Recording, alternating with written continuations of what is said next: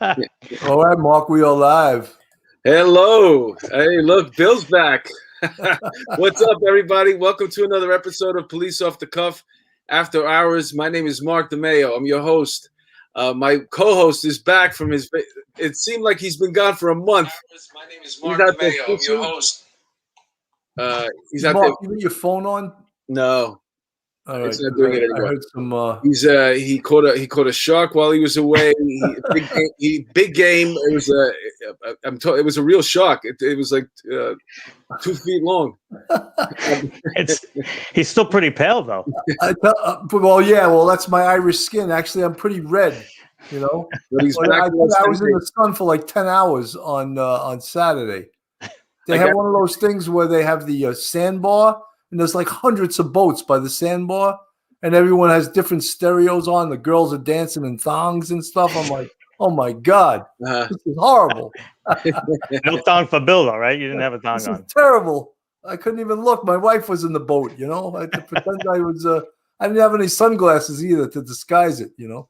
Hey, I tell you, man, everybody missed you. Everybody missed you while you were away. People were commenting. Nobody missed you more than me, though. Man, it was a lot of work.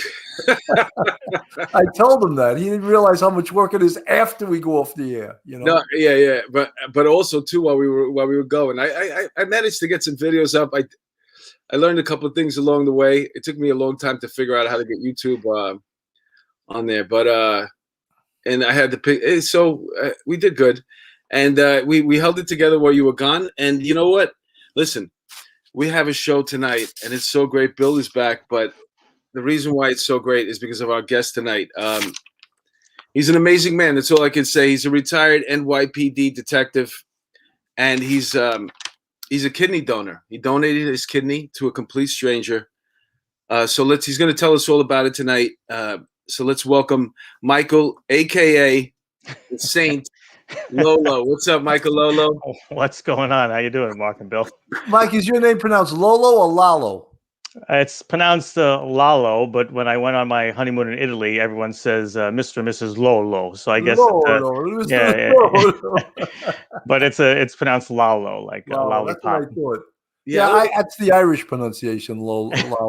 And my wife is Irish, so my wife is Irish, and we were going around Italy, and like Mrs. Lollo, come over here. You know, is your wife Italian? Irish. Oh, she's Irish. Oh, okay. Yeah. Maiden name is O'Keefe. Wow. They say Irish and Italians make beautiful babies, though. You know. Yes, they do. We have 3 beautiful kids. Well, that's great. That's a great thing, man. You know, so how about your police career? I see you worked in real-time crime, right? I was all over the place. I was in Manhattan North Homicide Squad. I would call real-time crime, and they would let it go to the answering machine. No, I would freak out. I swear, I would freak out on the street, and I would call another number and start screaming at them. And my friend Brian Parr and Chris Stolley, they were bosses there. Yeah, and the detectives would go, "This sergeant is crazy. He needs anger management classes," you know. And they would say, "Take it easy." I'd be like, they would ask for like a 49 while I was on the street. "Oh, you got to give us a 49 to get that done or to get this done." I'm screaming at them. Ah! Now I worked on the juvenile side, so I did. Anyone that made a juvenile arrest called the section that it's the same big room, but there were like a bunch of desks off to the side, and we were the juvenile crime desk. So I didn't deal with the detectives who were doing the stops and looking for checks.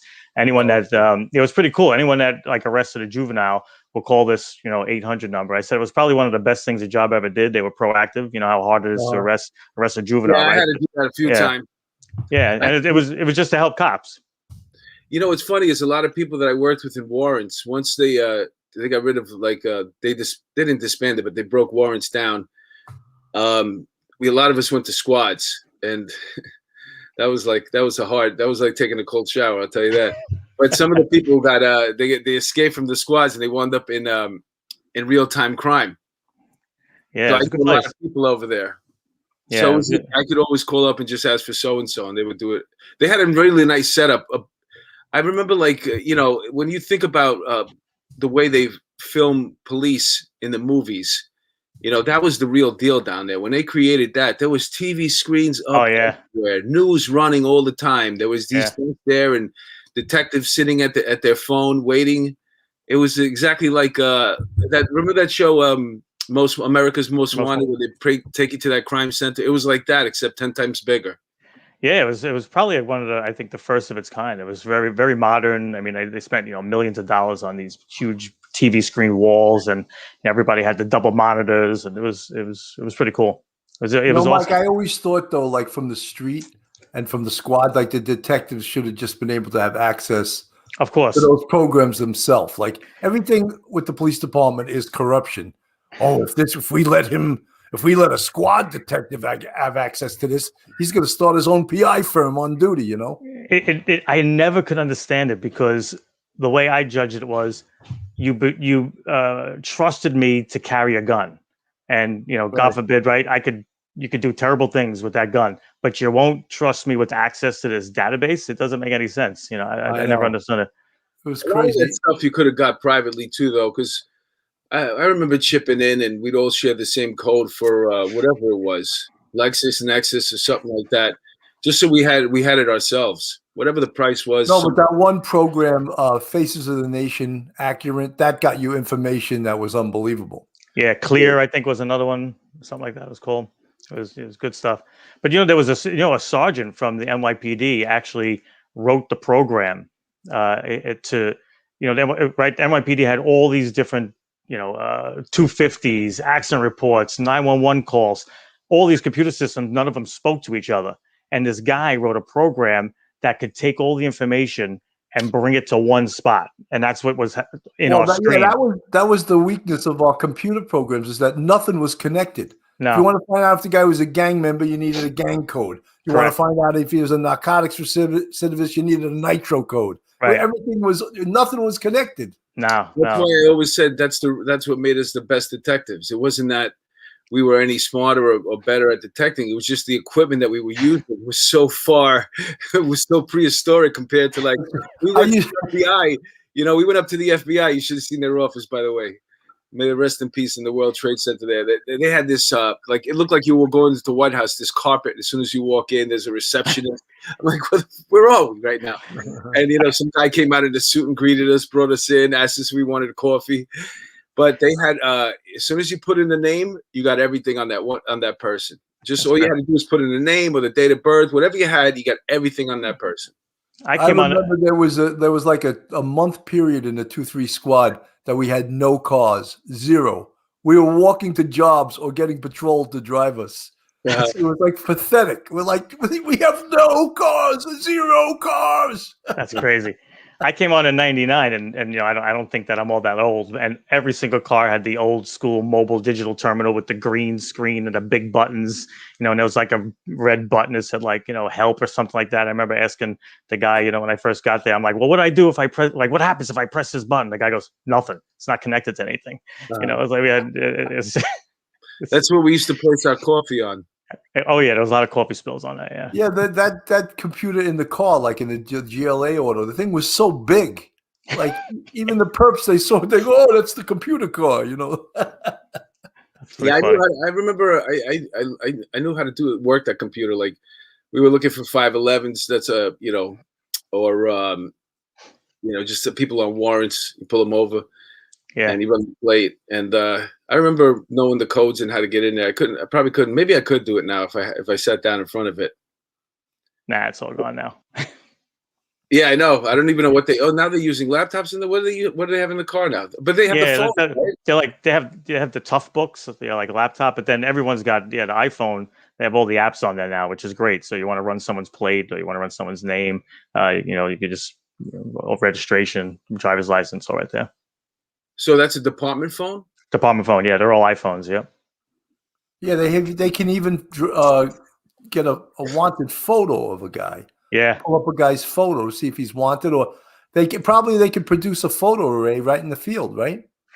That I don't know, but it's definitely the most technologically savvy, device that they ever gave us was the iPhone with all these apps on it. So I think now cops have a lot of stuff. Yeah, it's good. The last time I got a department phone, I charged up a $180 bill. Sergeant, the ICO calls me in. Who's Margarita in Dominican Republic? She's wanted for a serious crime. Oh my God. Actually, it wasn't me. It was my old partner Bobby. But he racked up some charge on the department cell phone. Yeah. And it was all girls that he was dating from all over. And that's all he would do. He would talk to them for hours on the phone. When I was in the 110, the big mobile digital terminal, like you said, it was blocking the cigarette lighter, and I needed to plug something in the cigarette lighter, so I pulled it like really hard. I pulled it forward, and like it started to like spark and like some like I said, oh shoot. But I plugged the thing in. Could have lit the cigarette off the sparks. I said to my partner, I'm like, oh my gosh, I'm like, we're not telling no one. He goes, no. He goes, I'm writing this down in my book. He goes that it was damaged when we got here, and da da da da da. And I said, oh, okay, whatever. So we go out, and the next day, the ICO 10-2s us to the command, and he says, Lollo and my partner, he goes, come to the command with your memo books. And we come in there, and he goes, he has the mobile digital terminal in his hand. And he goes, you guys want to explain this? And I said, my partner goes, oh, boss, it was broken when we got in the car. He goes, really? Because the guys that got in the car said it was broken when they got in there. He goes, no. He goes, look, I have it right here in my memo book. It says it was broken.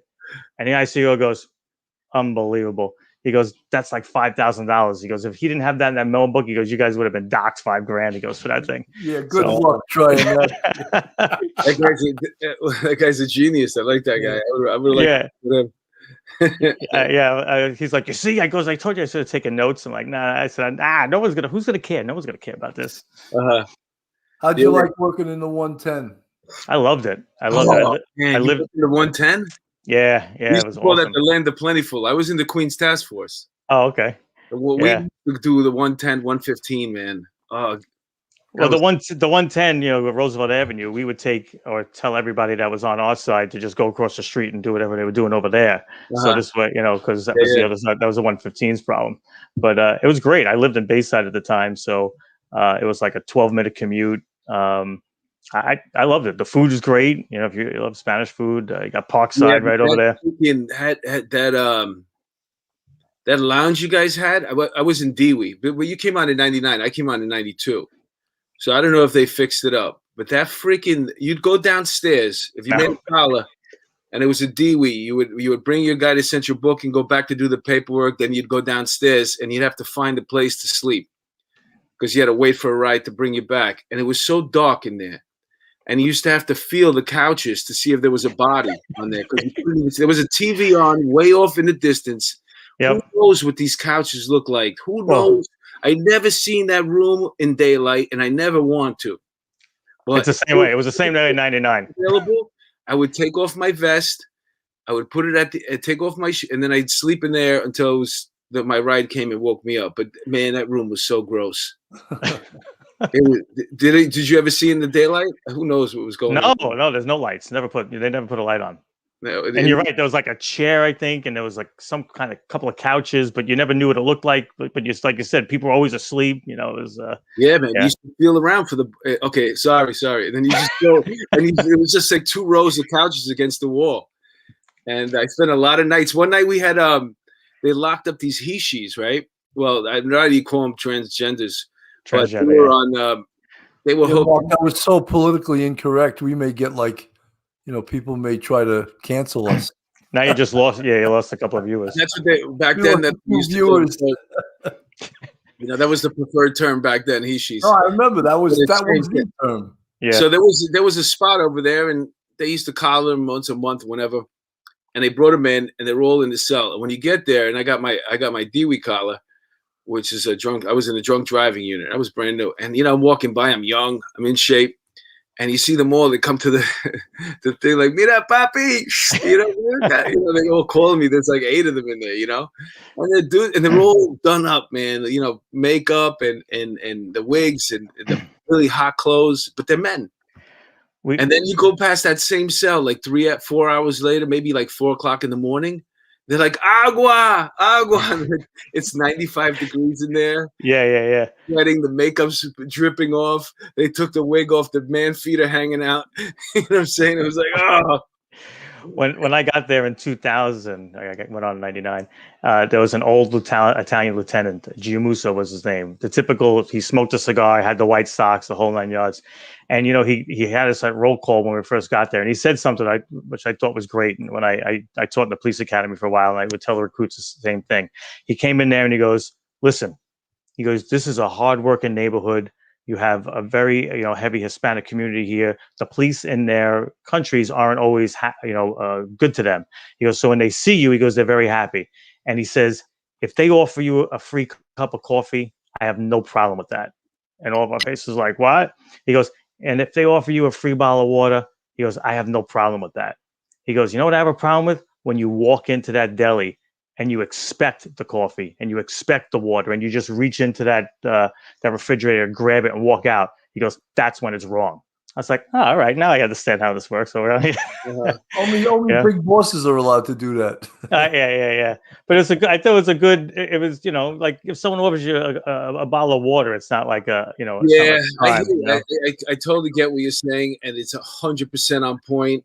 But the truth is, a lot of those places had joker pokers machines back there at the time. Oh yeah, legal, and there was a lot of stuff going on. That's why they call it the land of plentiful. Whatever you were into, no matter how sick it is, you could find it on Roosevelt Avenue.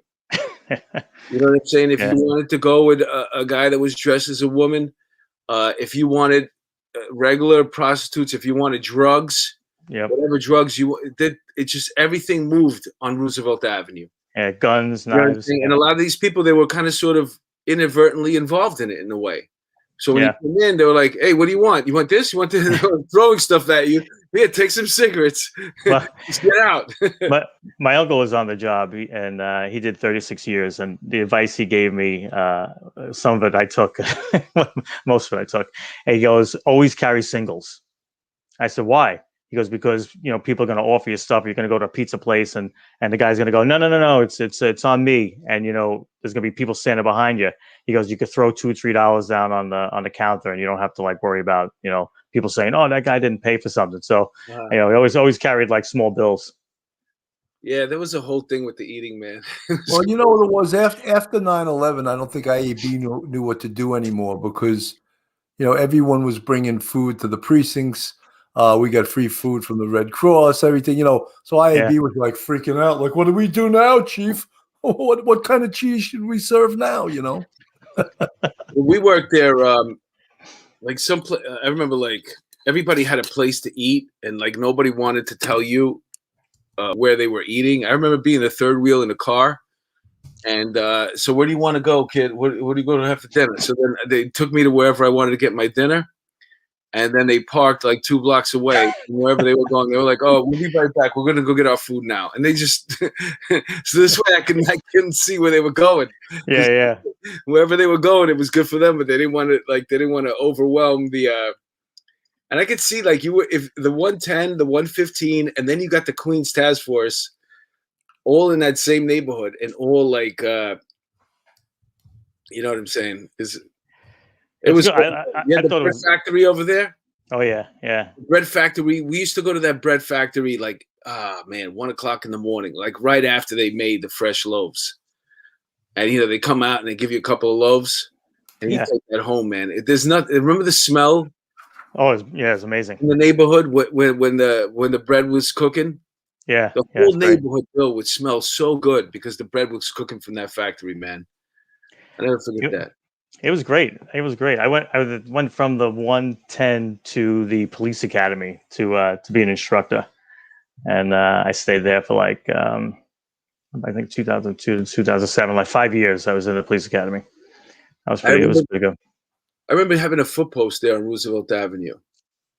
A lot of foot posts. Cars. I was in the task force. There was all the guys from Shea would come back, and there was no cars. And I went into the movie theater over there. And I sat there and I had the radio on, and I always tell people that listen to the radio too loud. I'm like, "Yo, if it should be low enough that you could play it in a movie theater." And you just put it up to your ear. Okay, that's not me. Yeah. All you were waiting for is when they call you out for a scratch. I'll be right there. That's the old school. Make sure your shield is cold, right? You got to make sure it's cold. So when the boss comes, the old wives there was like, oh, like the boss comes, let me feel your shield, and it's like, wait, it's warm, You keep it in your beer, cup. You just have to make sure you fed the lieutenant on the desk. Feed the dog. They make sure you feed the dog. Man, that 110 was great, man. There was nothing like it. We had so many good times over there. It was awesome. Yeah, it was awesome. I think, Mark, I'm going to go to a quick little commercial here, and then I'll beat you to the folks. If you're looking to relocate to Myrtle Beach, South Carolina, Carol Waters of the Beach Realty Group has been buying and selling property in the Myrtle Beach area for 11 years now. Carol and her husband, Rob Mayen, retired FDNY firefighter. He was also a rollover from the NYPD. They work as a team. Carol's been a multi-million-dollar producer for the past 10 years. They have great knowledge of all aspects of the real estate industry. Carol is well known around the Irish community in New York. She worked in Fitzpatrick's Manhattan Hotel for over 20 years behind the stick. That's a bartender for you non-drinkers. Originally born in the Bronx and brought up in County Mayo, Ireland. Contact Carol Waters for all your real estate needs in the Myrtle Beach area. As you can see, there's the email, carolwaterssalesmb@gmail.com, and that's the Beach Realty Group. Telephone number is 914-261-6681. And they'll lower your taxes just by crossing that New York State border. That was good. That was a good read. What about we give a shout out to the people that tuned in tonight so far? This is a good episode. I'm having We got a lot of people on the Joy Catcher. Thank you. She says our aunt lives in Calabash, North Carolina, right next to Myrtle Beach. I spent my summers there. 12-step woman. Thank you for $4.99 super chat. Juan Valdez, I love your name. It sounds like you're an insurrectionist. ACP 1778. Yeah, I'm stuck in the Bronx command. Cheated no more. That's a great little tag. Oscar Ferrafino, good to see you, buddy. The Joy Catchers all over this. Maybe J2. Pam Leone's on.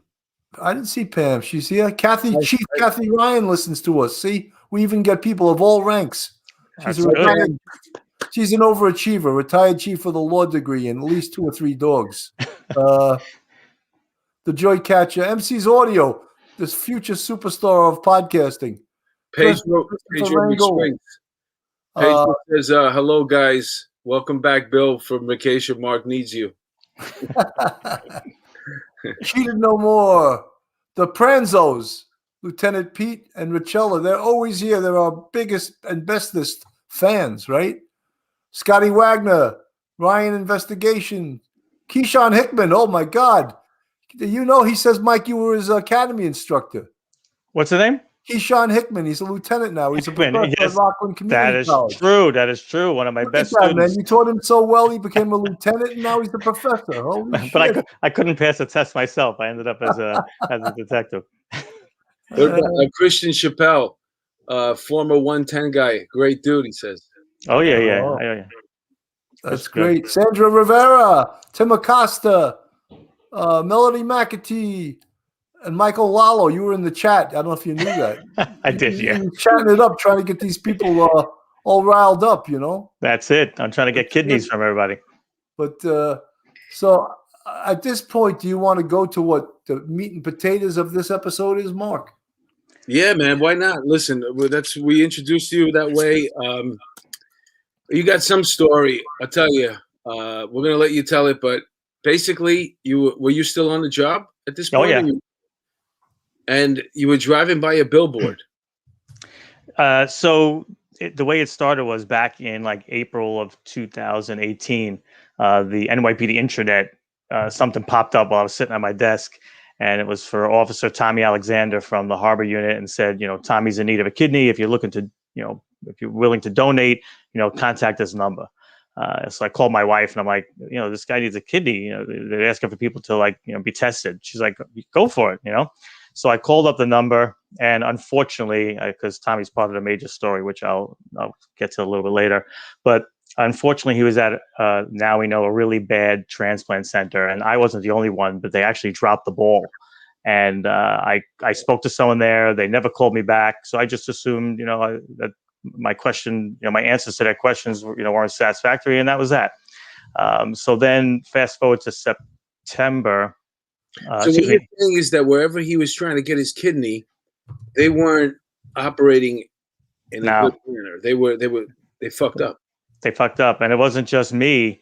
Someone else that I know I spoke to, the same exact thing happened. The exact same time that I called, roughly around the same time, saw the posting, and the exact same thing happened to them. So Tommy, for a long time, was waiting for a kidney, waiting for someone to come forward, and it just didn't happen, unfortunately. But after I ended up donating my kidney, I got more involved in this, and then we ended up moving Tommy to getting him transferred to a better hospital, which I can get to in a little bit. But then about August, the New York Post, I was sitting at my desk again, and I was looking at the New York Post, and there was an article about this guy named Mark Weiner, who had a billboard donated to him in Times Square, and it was just a billboard with his face, and he said, "Hi, my name is Mark. I need a kidney." And it was just, I don't know anyone who ever donated. I don't know anyone that was on dialysis. No one in my family has kidney disease. I joke around, but not really. I didn't even know what kidneys actually did. I just know my dad used to tell me, if you get punched in the kidneys too many times, you could pee blood. That's about all I knew about kidneys. And so I was like, wow, twice in 1 year. So let me look into this. So I clicked on the link, and I answered a bunch of questions, and I waited for a result. And that's kind of like where I started doing my research, and I just started Googling, living kidney donation, reading people's blogs. I watched, like YouTube that you're on now. I found a lot of donors who were willing, to tell their story, and I got to speak to a bunch of them. So I learned through the process that you could basically give your kidney to anybody. It's called non-directed donation, or an altruistic donor. So then Cornell gave me a call, and at the time, another issue that happened. Mark was at Weill Cornell. He's still a patient there. That's a great end to the story coming up. And they said I wasn't a match for Mark, and I said, "Oh, but I read about this non-directed donation. Can I do that?" And they said, the woman actually hesitated, and she went, "Yeah, that's somebody else that has to talk to you about that." And the very next day, I got a call from my transplant coordinator and started the process. So that was in September. So I started the process September, and I ended up ultimately donating my kidney on December 19th of the same year. So not too many months later. I tell you, that takes a lot of courage. I wouldn't have the courage to do that. I do a lot of things. I mean, I would give money and all that stuff, but I don't know. I don't think I could donate an organ. I just maybe when I'm dead, but Bill, when that happens, they won't want my organs. Michael, yeah. Michael, would you consider donating a liver? So it's funny you say that. There are three. As he pours another drink, that was a joke. You missed the punchline there. Well, it's because there are, believe it or not, there's a little bit of a trend of double organ donors, because you could donate your kidney while you're alive, you could donate a portion of your liver while you're alive, and you can actually donate a portion of your lung while you're alive.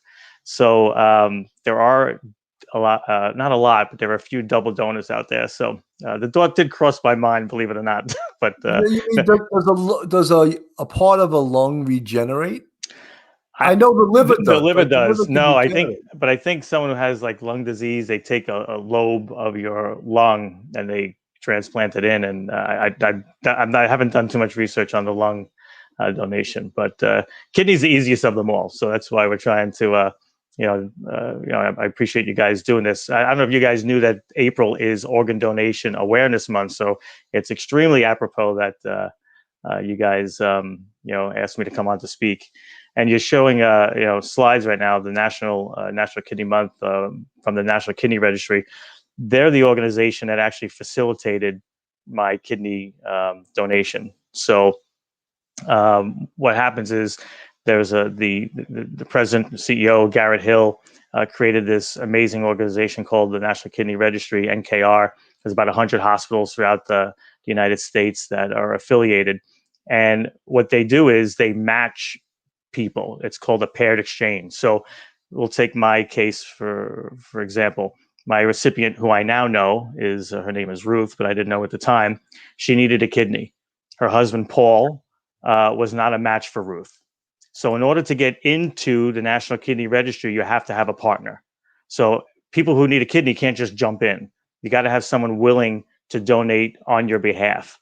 So Paul basically said, I'm willing to donate to a stranger if someone will donate to my wife. So I ended up being that somebody. So you create a kidney chain. So my kidney went to Ruth, and Ruth's husband's kidney went to a stranger. To my knowledge, Paul hasn't met his. There's Ruth. Yeah, there's Ruth now. That was amazing. We got to meet for the first time on at Citi Field. So yeah, the only problem was that you met her at a Met game. Well, yeah. Listen, the Mets are, believe it or not, are a little more philanthropic than the Yankees were, but that's all right. Well, Ruth was a huge Mets fan, and so am I. so when that doesn't mean you got to give him your kidney. Though, it was 74, by the way, Mr. 5 and 10 with no future. I'm actually more of a. I didn't tell the Mets this, but I'm actually more of a Yankee fan than I am a Mets fan. But it was all about Ruth. So after I donated, I'm like, wow, this went really well. Like, what else can I do? I can't donate any more kidneys because I need the one that I got. So I like to talk. I got a big mouth, some people will say. So I joined an organization which is now called the National Kidney Donation Organization. It used to be called Donor to Donor, and it was founded by I call him my kidney mentor, Ned Brooks. And what we do is we mentor people who are thinking about potentially donating their kidneys. We also help recipients potentially find donors. Anyway, I joined the organization, and I had no footprint whatsoever on social media because of my job and my wife's job. We didn't do it. So they said, if you want to reach people, you got to Facebook, Instagram, Twitter, and all that stuff. So they actually started my page for me and created the Facebook page. And I'm sitting in bed with my wife, and all of a sudden I got a friend request. And you look to see their profile, and I scroll up, and it was from a woman, and she posted one of the New York Post stories that covered the story throughout my donation process. And she didn't say anything. She just asked to be friends. So I told my wife, I said, I think this is my recipient. I think my recipient just friended me, because she had my New York Post article, and it said, to my second hero, Detective Michael Lollo, who gave me his kidney, something along those lines. And, and my first hero, my husband, Paul, who donated so I can get Mike's kidney. So I said to my wife, oh my gosh, like, what do I do? She's like, well, you've been waiting for this moment. Like, you respond back. So I responded back with just this is all I wrote. Hey, I think you have my left kidney. Send. And Mike, after she received your kidney, did she start eating a lot more like pasta and managort and all that stuff, or what? I don't know. I'm gonna have to ask her about that. I haven't asked her about her food intake, but she does say "Maron" a lot. She's like Maron. So we ended up, speaking via messaging and then text messaging. Where does she live? She lives in Ambridge, Pennsylvania. And she received the kidney at Walter Reed because her husband's a veteran. Tell us how this works. Yes. Okay. So what happens? You're in. You got you're a match. What happens after that? So for people like me who are non-directed donors, you pick a hospital that's affiliated with I happen to be at one that was with the National Kidney Registry, and you go through all this testing. Excuse me. So one of the funny stories is one of the tests is a 24-hour urine collection.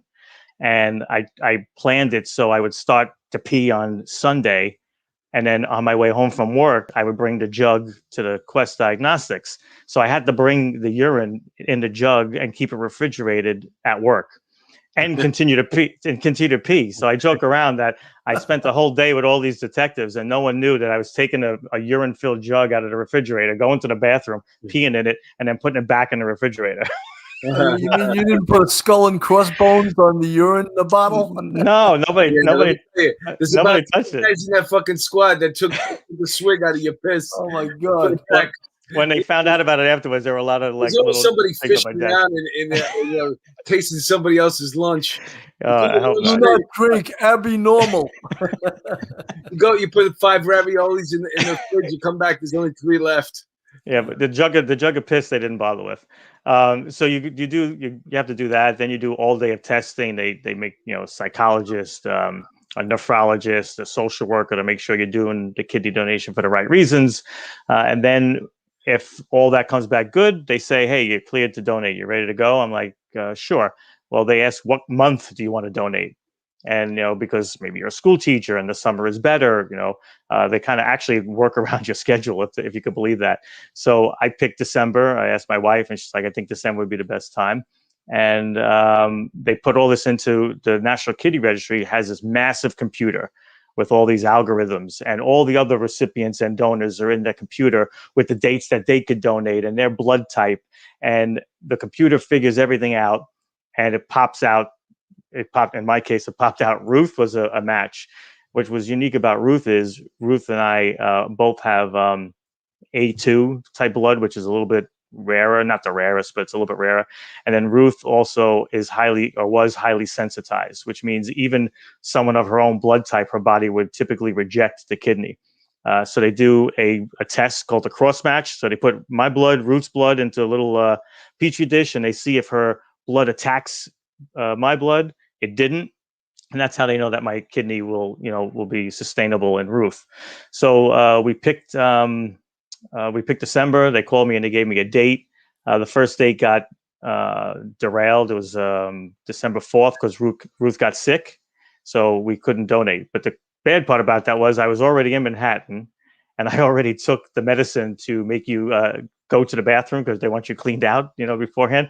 So I did all this, and at 9 o'clock at night, they tell me that, the surgery is canceled. So I had to wait until the 19th of December. The surgery is about 2 hours. The recovery in the hospital is 2 days.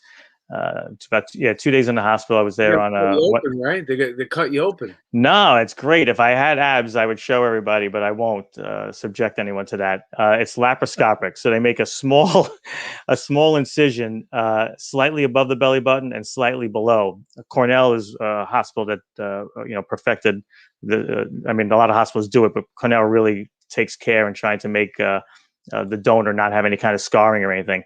So all you see is like a tiny dot above the belly button, tiny dot below. Sometimes they have to go in on the sides with tools. They have to do a little incision, but they didn't have to in my case. So everything went through the belly button.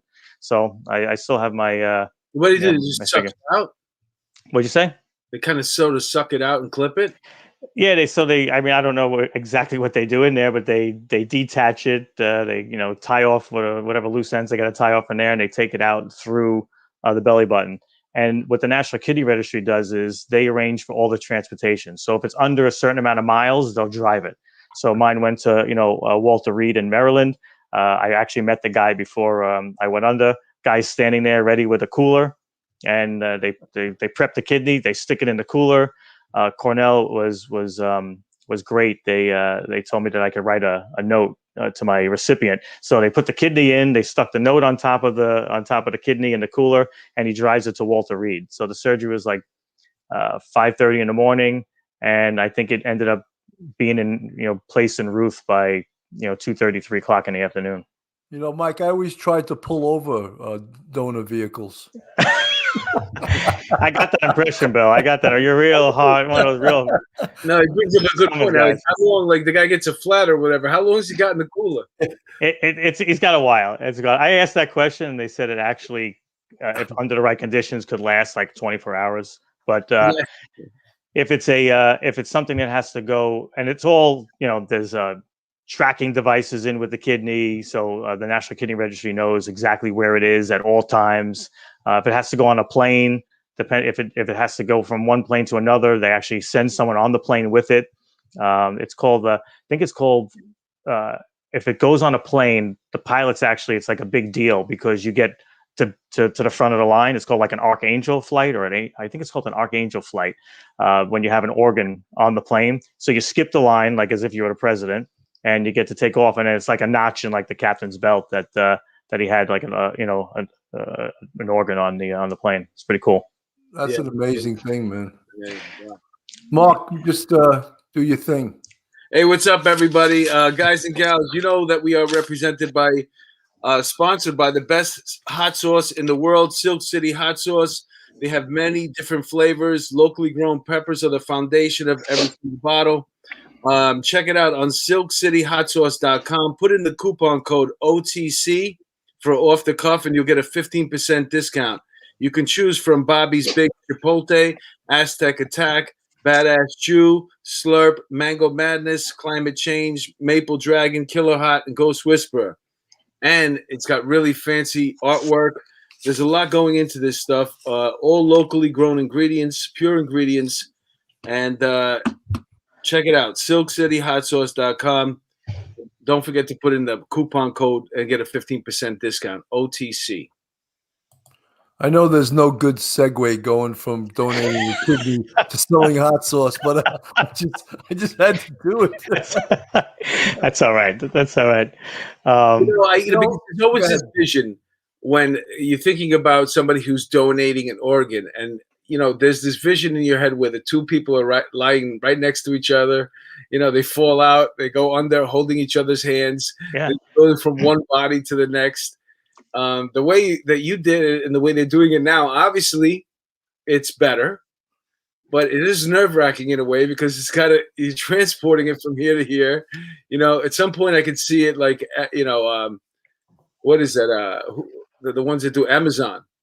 I could see them doing it like in one of those bags, like just an Amazon driver dropping it off, But it's funny you say that, because one of the words that we don't like in the organization I belong to, the National Kidney Donation Organization, is the M word, match.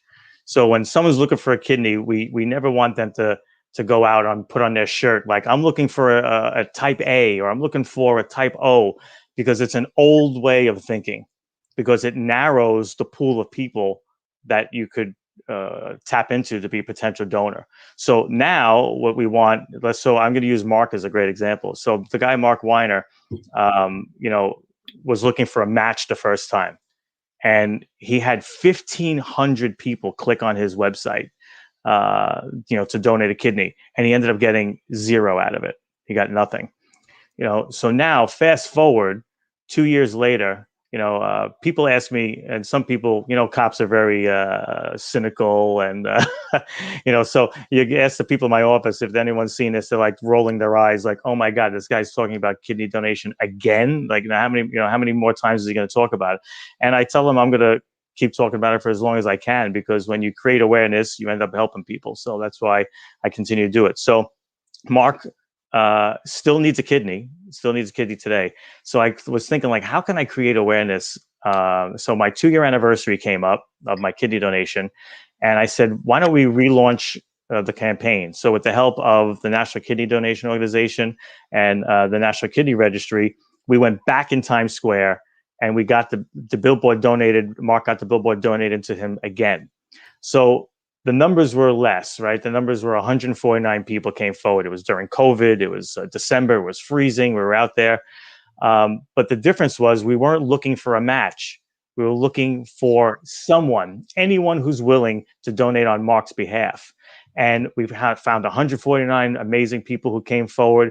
Of that, we had about 26 people who went forward to the next step for the urine collection and the blood test. Then we have 12 people who went forward to do their all-day testing at some transplant center around the United States. And what did we find? On Mark's birthday, someone came forward, went through the whole process, and I don't want to give a name out, but she'll hopefully in the near future, very close future, be donating a kidney on his behalf, and handed Mark a voucher for a kidney.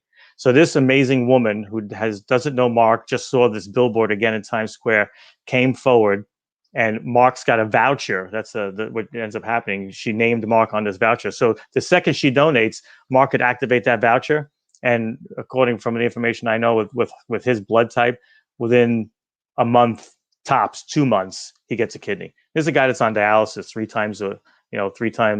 times a week for a long time. Wait a minute. So it works. I got you all the way up until the point where you said the voucher. So now, because somebody donated on his behalf, that means that he gets a voucher, and that means that what does he do? He gets to the front of the line now? Is that what? Yes. So that voucher, remember I told you everyone needs a partner to get into the National Kidney Registry? So this woman is actually acting as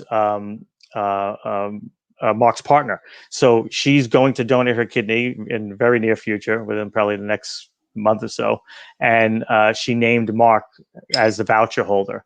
So Mark has this voucher. Now, let's just say Mark's medical condition will preclude him from getting a kidney for 6 months or a year or 2 years, whatever the reason is. He can activate that voucher is good for life. And you're right. The second he's available, he hands that voucher in to Weill Cornell, and he goes into the system and it starts searching for a kidney immediately. And it's 3,000, maybe 4,000 people in the database. Mike, what's the tax deduction the year of the kidney donation? So there is. That was a joke. There is. New York State actually offers if you have out-of-pocket expenses, New York State actually offers you a tax credit. That's not even a joke, Bill. Look, you look at it. I meant it as a joke, but no, that's good that they do that. Yeah, because if you're having a bad tax year, maybe you consider donating your kidney. Listen, if you're on the job, if you're still on the job, active on the job right now. You mentioned that you can schedule when your kidney will be, when you'll have your. So if you're still on the job, you have control of when you can schedule it. If you really want to get the West Indian Day Parade off, you can donate to me, and you can put that's the day you're going to do it. Well, I worked in Intel, so you want to take off the UN General Assembly, UNGA, right? Everybody wants to take that month off. Manhattan's a mess. But so Tommy Alexander, remember I talked about him in the beginning, right? The police officer that I originally tried to help. Through this process, I met an amazing sergeant who's retired, Colleen Walsh, and she donated her kidney to her sister's best friend, and we just became friendly. She ended up knowing Tommy very, very well, and her and I ended up getting Tommy moved over to NYU Langone, which is where he is a patient now. And, when people say, oh, why do you keep doing this? The NYPD, first, I just want to say the NYPD is amazing. My lieutenant's the one that said, oh, you should call DCPI and let them know it's a good feel-good story. You could use it to create awareness. And the NYPD, we can use it for, to show that we have good cops out there, right? Cops are regular people just like everybody else, doing great things. So I have to thank the NYPD because they allowed me to do some news things and newspaper articles and stuff like that. But anyway, they put together a video. Myself and Colleen put together a video just letting people know that Tommy still needed a kidney, right?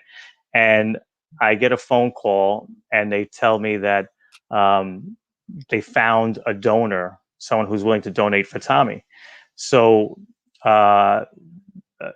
there's going to be something happening in the future, but Tommy today has a kidney because a active sergeant on this job who's still working today saw that video. Remember I told you a couple of years back, someone else got turned away because he was at a really bad center. It was that sergeant. And he told me, he goes, you know what, Mike? I saw you and Colleen on that video saying that Tommy still needed a kidney a year or so later. He goes, I didn't know. He goes, I thought he got one. And he went through and he went forward and he gave Tommy the voucher. And Tommy got a voucher, got that voucher activated. And now Tommy is still also on the job with his brand new kidney. So this stuff works. So, what you guys are doing with, Mark and Bill, I can't thank you enough. I truly believe that, someone's going to see this video and say, if that guy could do it, like I could do it. But something, Mike, Mark and I are definitely not as good a guy as you are. We have some means. I don't know about that. You seem like you're all right.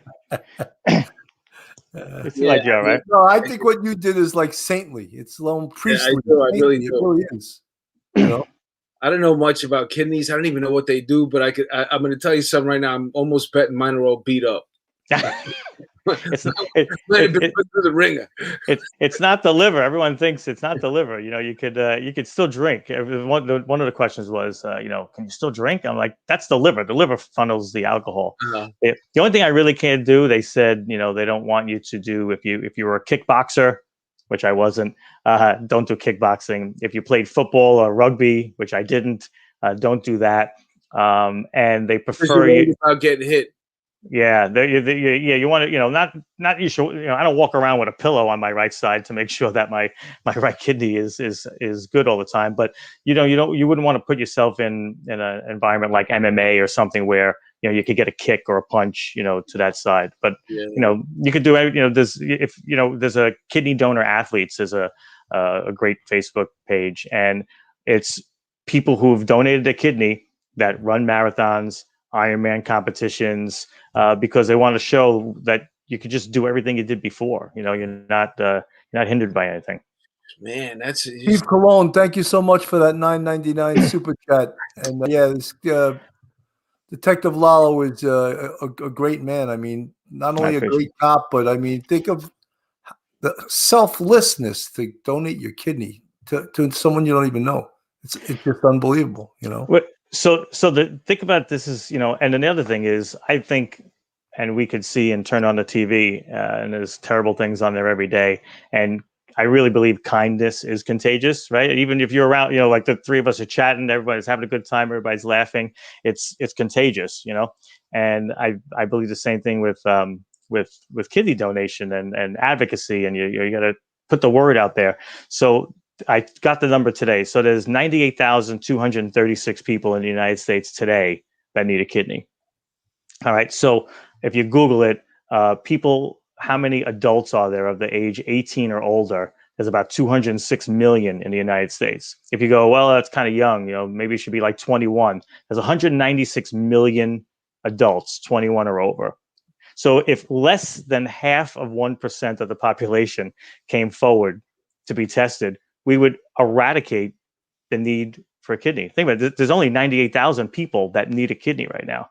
So I'm passionate about it because it's something that you could actually eliminate, and I really just think because like I know Bill is shocked, like, giving away an organ, and it does sound a little strange, but if you really do the research, my wife had 2 C-sections. She had a higher chance of dying. If you talk about the worst thing that could happen, of course, right? She had a higher chance of dying than I did donating my kidney. So Mike, don't get me wrong. I think what you did is unbelievable. I'm trying to get the kidney out of you, Bill. I couldn't do it myself. I'll give other things. I just can't give body parts. No, I'll tell you right now, man. I'm willing to give up Bill's kidney as well. He's 3 years old, man. How much time does this thing got left? We'll take it out. We'll dust it off. I'll sell Mark's heart overseas. I'm all in, man. Bill, you don't need it, man. That's awesome. That's awesome. Man, I tell you, man, you really.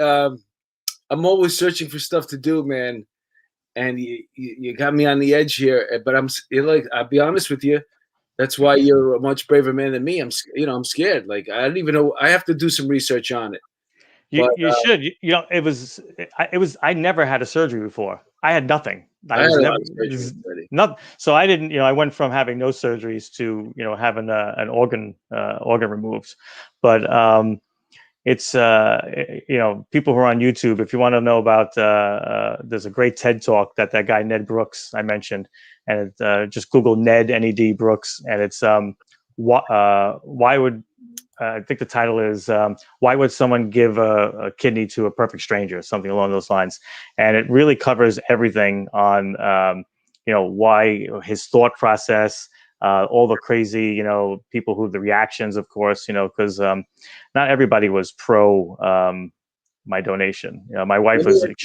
How did you feel afterwards? Day number 2. So if you've had surgeries before, anyone that had any kind of surgery, it's a gallbladder taken out and stuff. They open you up and then they fill your cavity with gas.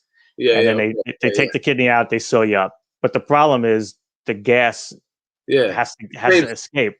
Very painful. So the gas rose to my shoulders, And on day 2, it was debilitating. My lieutenant came in to see me, and there's a picture of me just being like hunched over, in the chair. I couldn't even move. But aside from that one day, every day just got better and better. Just got to walk, like people say when I speak to donors, like, well, what can I do? Walk, walk, walk, walk. Because the more you walk, the more it expels the gas from your body. But the job gave me, we have unlimited sick, right? I had 6 weeks I took off. 6? I got 2 weeks off every surgery. Come on. Surgeries, yeah. I gave an organ. I was back to work in 6. I know, man. I tore this bicep. They had to do 2 surgeries. This tricep, my knee. I blew out a hamstring. Oh my God! Surgery, man. He gypped you. Well, you're not allowed. I want to go back. Me, I used to go in like if it was my arm, I'd go in on crutches, like plus my knee too. Every day, there's a whole thing. I let the beard grow out. There were two funny things with the sick desk or the medical division. So I ended up speaking to someone from the medical division, and I said, well, how do I don't even know how to call out sick. I think don't quote me if someone tries to look up my sick record, but I think out of the 21 years I went sick 3 or 4 times, and one of them was the kidney donation. So I really didn't go sick often. I didn't know how to do it. And they're like, no, you just call up. So I from the hospital, I'm in my gown. I call up. I'm like, how you doing? This is a Detective Lollo. I'm gonna be checked into the hospital. And the guy goes, for what? I said, well, I'm gonna have surgery. I said, I'm donating my kidney. And the guy goes, very funny. Why are you going sick? I said, no. I said, I'm at Cornell. I said, here's my hospital number.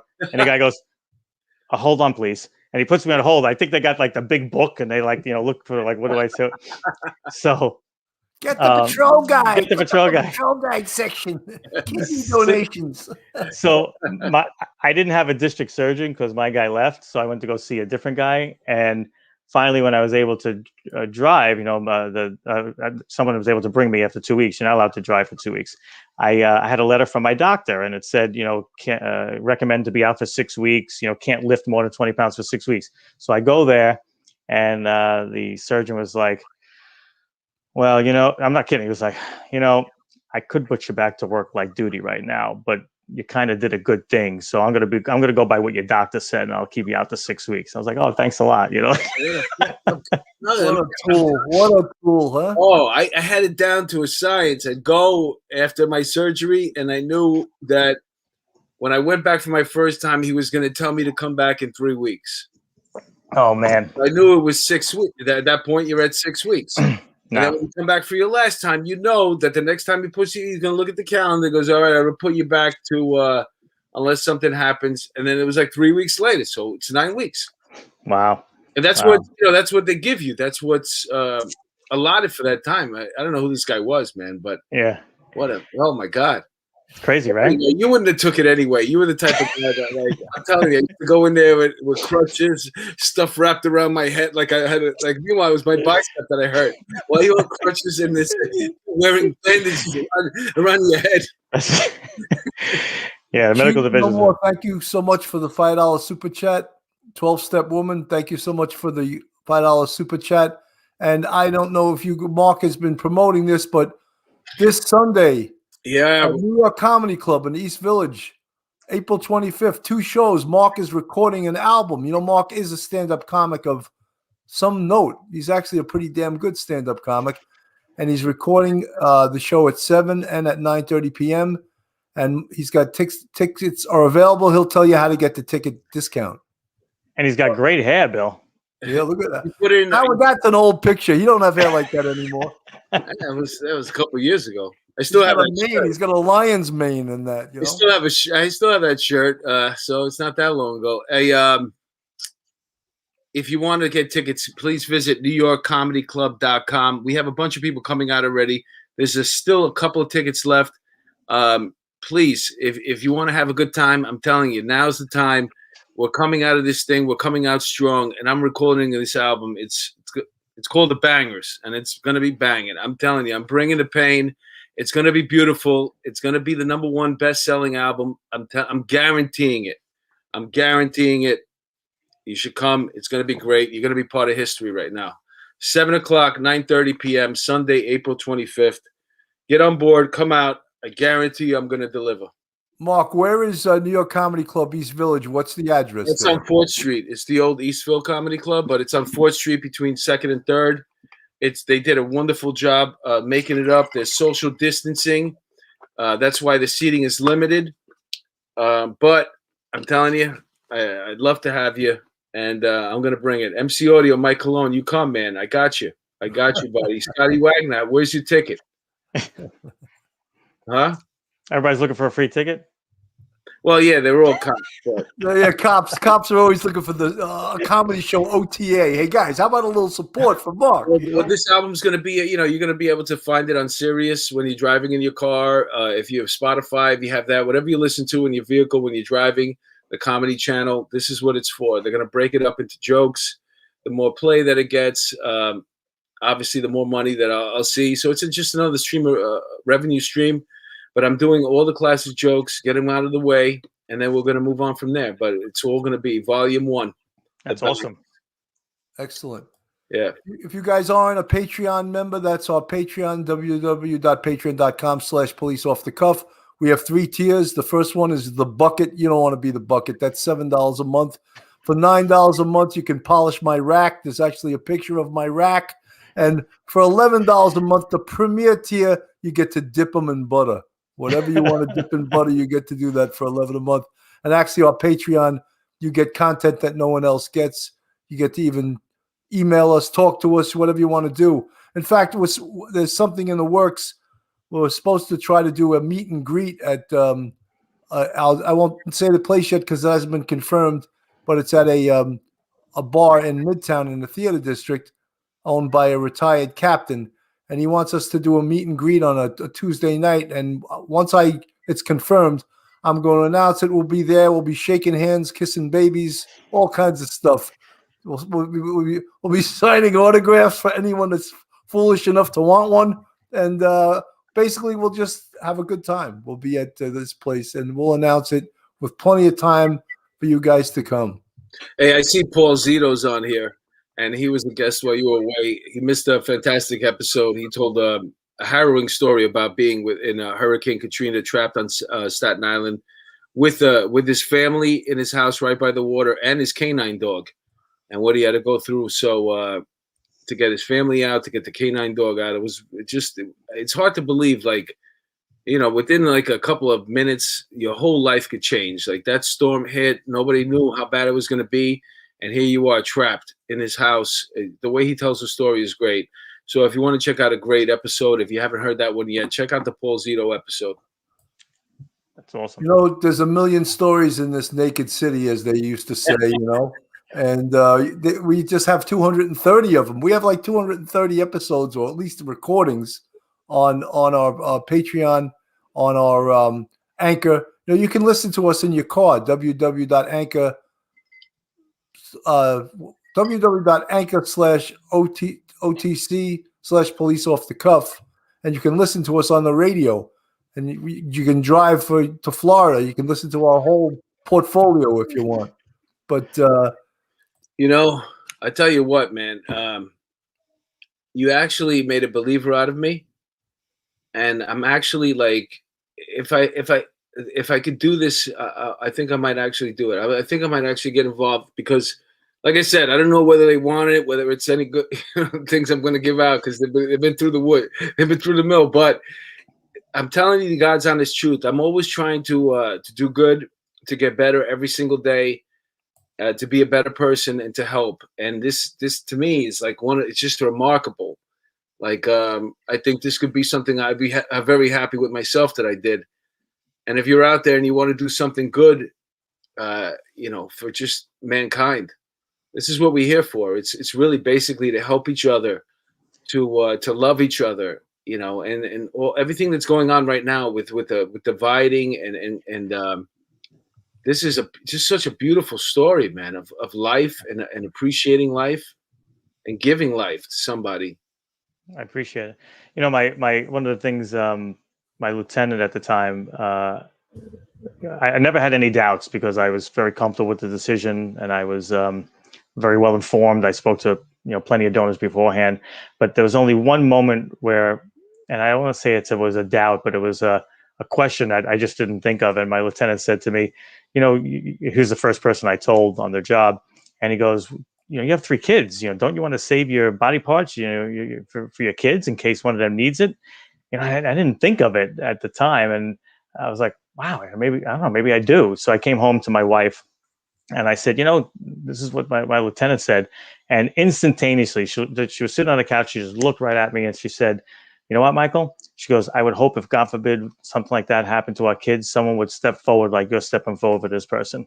And then it just like put that to bed. And, I although she doesn't like when I say it, I do credit her because she's a really giving person. I think I was always nice. Anyone that knows me, I was always a nice guy. I don't know if I was always the kidney donation type of nice, but I think, like I said, you surround yourself with good people. You surround yourself with positive people. You look mean there, Mike. I look mean. You look like the cop who shot up the stairs in The Godfather. Do you know who's cut? Do you know who's cut out of the picture? Is the mayor and his wife are on either side of me. Oh, really? De Blasio? De Blasio and his wife. Oh, yeah. God! That was at the State of the City. He asked me to come there. He wanted to get some mileage out of you, right? Where are you, in the catacombs in Italy in that picture? Where are you? That's the trains, like the right across from One Police Plaza. Oh. You know where the train station is? Yeah. Good picture. So once again, let's just recap. If there's anybody out there who's been motivated by this, absolutely, like yourself, and wants to look into it, where can they go? I would go to the national NKDO.org, National Kidney Donation Organization, NKDO.org, or like you're putting up right now, the National Kidney Registry. Just Google National Kidney Registry. I think it's kidneyregistry.com, I believe is the website. But just Google National Kidney Registry. I'm on Facebook. If people message me, I'll be more than happy to help them along the way. You put something up there. One of the benefits about donating at a hospital, one of the hundreds or so hospitals that's affiliated with the National Kidney Registry, is wage reimbursement. So one of the biggest complaints or concerns, I should say, it's not a complaint. Like I can't donate my kidney because I'm going to be out of work for a month. And unlike NYPD where we have unlimited sick, that's obviously a major concern for people. So if you donate through one of the hospitals that's with the NKR, they give you, I think it's $1,500, up to $1,500. It says $2,000. I'm not sure how old the slide is, but I think it's up to $1,500, $2,000 a week in lost wages for 4 weeks. So that's one thing that you don't have to worry about. They have a life insurance policy. It's just, and all this, one of the things I want to mention too is there is no copays. There's no cost to the donor. All the cost is on the recipient's insurance company. So I never had to pay a copay. I never had to pay anything out of my pocket. It doesn't work that way. So some people are like, oh, how much is this going to cost me? Or I'm going to get a bill. You're not going to get a bill. It's the insurance of the recipient covers everything. What happens to you, God forbid, that you need a kidney? That's a great question. So the other thing about donating your kidney, are you ready, Mark? Yeah, I'm ready. You just got yourself the one thing that I thought about, like the only thing that was holding. What happens to me if I donate my kidney?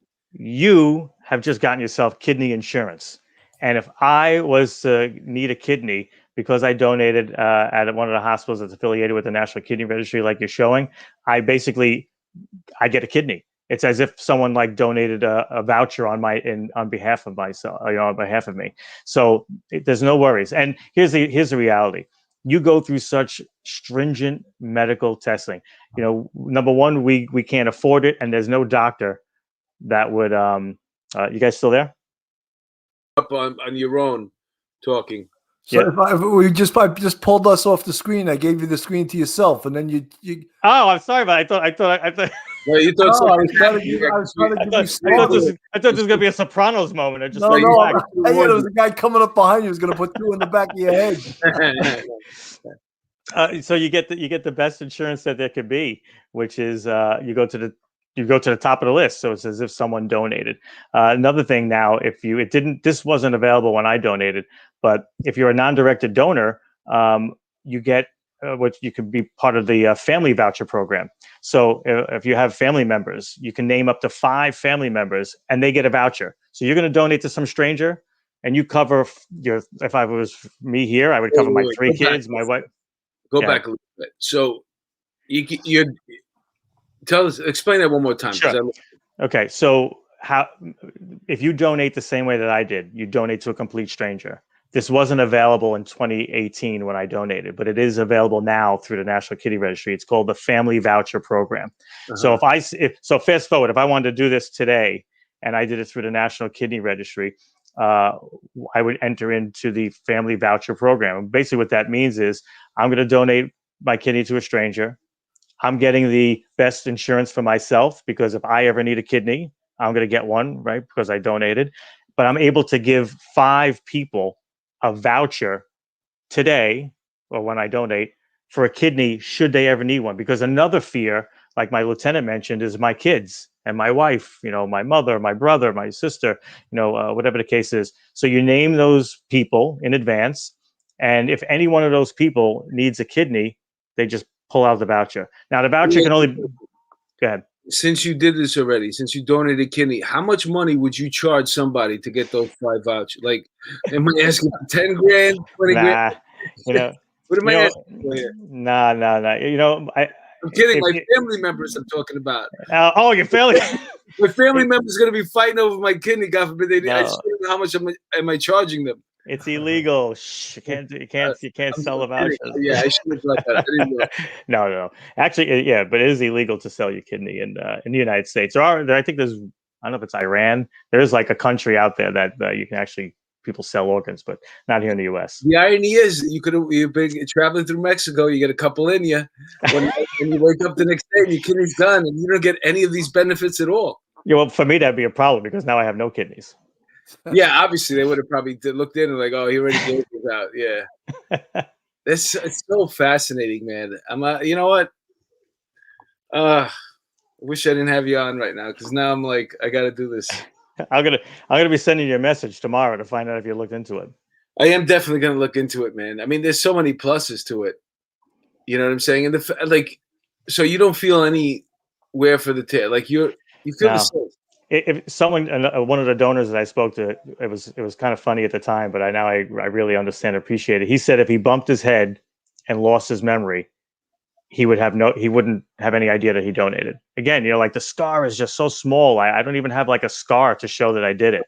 So I don't care about the scar. I mean, I'm just, I want to feel kind of the same way that I felt before I had the surgery. I feel exactly the same. There's no, the scar is a plus. Like, actually, I'm going to ask for it. I was like, you know what? Can you give me a big scar? Because I want to tell this to chicks. Yeah, what's that scar? Yeah, I donated a kidney to a complete stranger. It's a blazing gunfight on Roosevelt Avenue. Might be incentive to get some abs so you can take off the shirt. Oh my God, who's not going to give out? Who's not going to put out for that after I show them the kidney scar?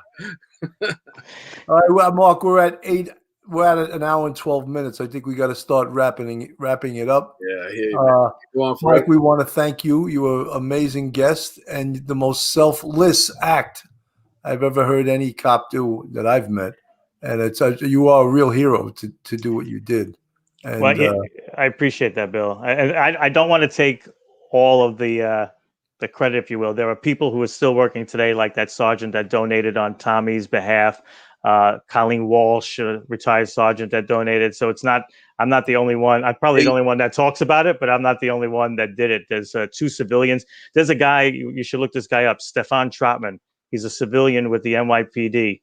He lost 200 pounds so he could give his kidney to a stranger. Wow. Let me one more question about the 5 people that get it. Go ahead. Say you give it out to your family, right?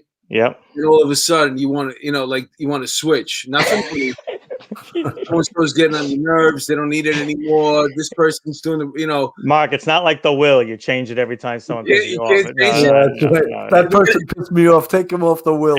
Yeah, you know what? Now you're not getting my kidney. You're cut out of the kidney voucher system. You sit there at the table like a king. So who wants my kidney? Mark, I just want to mention, again, we've seen this year in the last 2 weeks, 3 weeks, suicide rear its ugly head on the NYPD with the suicide of that deputy inspector in Queens. I don't have his name on the tip of my tongue right now. But because of that, I invited Dr. Stephen Washkill, who is a suicide prevention expert. And actually, Mark, it turned out you know this woman, I believe. Her name is Marianne McGinnis. Her husband committed suicide and left her. He was an NYPD sergeant and left her to raise 3 children. Yeah, she's going to speak on the show also. About Pete several times on our show, whenever we had it, and I always bring him up. He was a great guy, and it just so happens that she's going to come in. This is going to be interesting. It's going to be an interesting episode. My OCI, who ended up turning out to be a great friend, Sergeant Mike Lanza, committed suicide while I was on the job. It's horrible. I'm sure, like most people who are watching this or know someone that did it. I mean, he literally was the last person that you would have ever thought. If you've been on the job long enough, you will know someone that committed suicide. It's horrible. Yeah. Well, if you're out there and you know me, and I'm probably going to go through with this now because I don't know. It's something that's in me now. It's a bug in me. And you want to get on the list? I got 5 people. He ain't giving shit. Show me where you work. Give one to Bill. Yeah. Just give me a voucher, and Yeah, that's what I'm saying. Listen, the vouchers are available. You know what I'm saying? Now it's up to you. That's awesome. Now it's up to you. You want to go ahead? Show me how much you mean to me. But you were amazing, man. And I tell you the truth, I'm not even kidding, man. I'm gonna call you up tomorrow or figure out a way to get in touch with you. And I'm gonna look up this National Kidney Registry and see what I can do to get involved. It seems like the right thing to do. You're a hero. Thank you for bringing this, for telling this story, because it really just changed my mind. Like, I knew about it, but I didn't really know what it entailed. And you broke it down so nicely. I mean, why wouldn't anybody want to get involved in this? Why wouldn't That's what, people who've donated, we walk around going, why does Bill have 2 kidneys? Why does Mark have 2 kidneys? Like, we don't understand why people are walking around with 2 kidneys, because it just, once it clicks, you're gonna be like, wow, why wouldn't I do it? And it's not for, obviously it's not for everybody, and but if you could do it, if you're over the age of 18, there's really no age ceiling. I would consider helping one of those 98,236 people that are in desperate need. Like, this would depend on your age. Like, Bill's 63, so like his kidney, he's got good. Like a 90-year-old guy or something. We could take it. We could take Bill's kidney. 63 is good. Can you give it to like a 90-year-old guy or something? Hey, I'm getting up a lot during the night to urinate now. Imagine I only had 1 kidney. Forget about it. You're a superhero, man. You're a modern day superhero. I mean, thank you for coming on the show, for spreading the word. Man, I'm scared about tomorrow because I said I put my foot in my mouth to get for me, but I'm gonna have to follow through, man. That's the way I am. Well, I thank you guys for inviting me on and helping create awareness. And it looks like I might have one person that might be considering with my friend Mr. DeMeo there. But just worth it. A lot of people are going to see this, and hopefully they, like they said, they can see like this guy from Queens could do it. I could do it too. Yeah, man, it's a beautiful thing you did, man. God bless you. God bless your family. Thank you. Appreciate it. Encouraging you to do it. Thank you. Thank you. I appreciate it. No, I already know my ex-wife is on board. She's on board. As long as you update your will, she's on board. To all you police off the cuff fans, everyone that watched tonight, and for Michael Lollo and for Mark DeMeo and Bill Cannon of Police Off the Cuff After Hours, thank you guys so much for listening and for being fans of this show. Good night. Thank you. Good night. Thanks, Michael. Thank you.